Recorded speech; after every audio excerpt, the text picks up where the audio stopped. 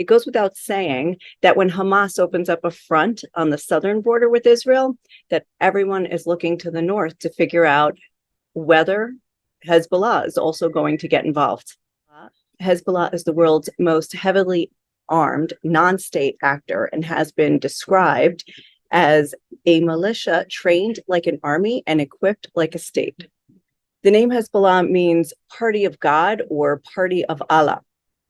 It was founded by Iran's Islamic Revolutionary Guard Corps in 1982 during Lebanon's civil war.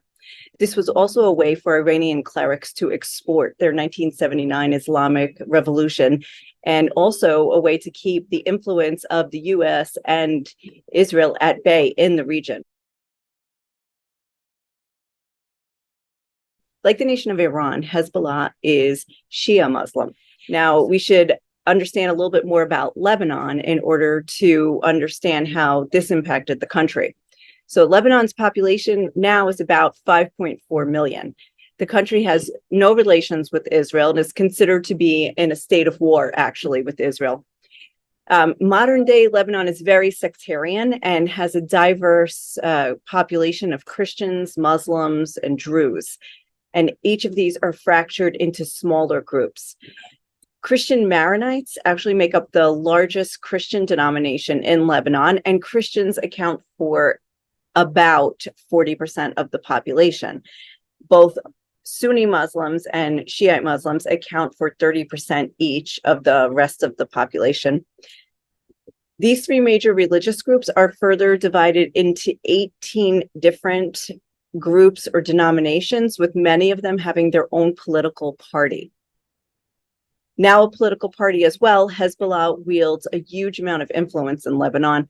However, many Lebanese also accuse Hezbollah of unilaterally dragging the country into armed conflicts with Israel on its own terms. Hezbollah actually has ministers in the government and lawmakers in the parliament, and the group runs a vast social services network, including hospitals, schools, and charities. However, it also acts like a mafia of sorts, controlling the Beirut port, manages a drug trade, and it does what it wants on its territory, such as attacking Israel, but really doesn't have any accountability to the overall government. Several years ago, I spoke with a US security analyst who told me that Hezbollah also functions as an international criminal syndicate specializing in narcotics, money laundering, and weapons. They are especially active in South America. So he told me that Hezbollah laundered $200 million a month on behalf of drug cartels and other criminals. So this is the money that is used to finance the IRGC, the Islamic Revolutionary Guard Corps in Iran, and also Hamas and Hezbollah. How powerful is Hezbollah's military? Well, according to the group's leader, Sheikh Hassan Nasrallah, he said in 2021 that Hezbollah has 100,000 fighters. The group's rocket arsenal is believed to be between 130,000 to 200,000 rockets, many of which can strike anywhere in Israel.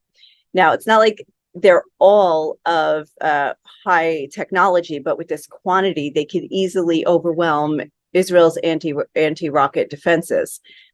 Experts also believe that, like Hamas, Hezbollah has a network of bunkers and tunnels and underground storage depots. Actually, they found a few of these tunnels in northern Israel a couple years ago.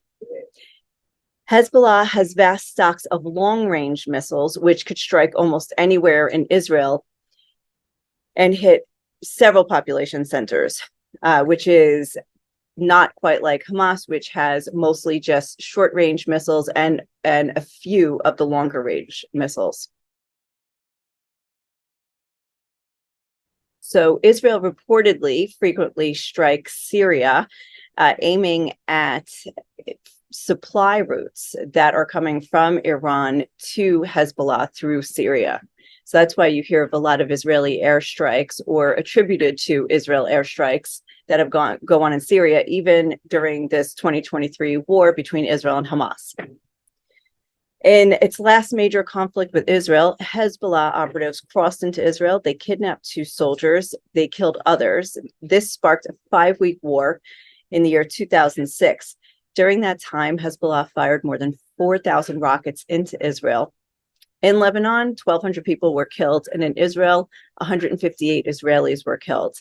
But now they're believed to be way better armed.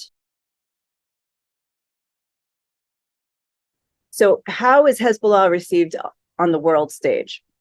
Well, the United States and some other Western nations have designated Hezbollah a terrorist organization. So do some Muslim nations consider it a terrorist organization. But Hezbollah is believed to be behind some major terror attacks, including the massive suicide bombing at a U.S. Marine headquarters in Beirut in 1983 that killed 241 servicemen. The 1994 bombing of a Jewish community center in Buenos Aires, which killed 85. And in 1992, an attack on the Israeli embassy in Buenos Aires that killed 29. Iran and Hezbollah both deny responsibility. The European Union classifies Hezbollah's military wing, as a terrorist group, but not its political wing. So what regional sway does Hezbollah have? Hezbollah supports other Iranian-backed groups across the Middle East, including in Syria and Iraq, and possibly also the Houthis in Yemen, although Hezbollah denies actually supporting them with training and weapons. But Hezbollah does have deep ties to Hamas and Palestinian Islamic Jihad. Since the invasion of and massacre in Israel on October 7, 2023, Hezbollah has been poised to escalate Hamas's war. We've seen cross-border exchanges of fire with Israel every single day, and some attempted and some actual incursions into Israel. Meanwhile, over the last 2 weeks, the United States and other countries have urged their citizens to leave Lebanon as soon as possible. And do they know something we don't, that it is about to escalate?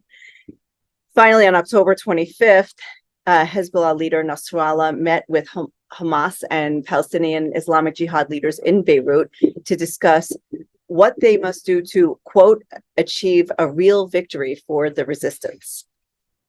In a statement, Hezbollah said, an assessment was made of the international positions being taken and what the parties of the axis of resistance must do to realize a real victory for the resistance in Gaza and Palestine, and to halt the brutal aggression, end quote.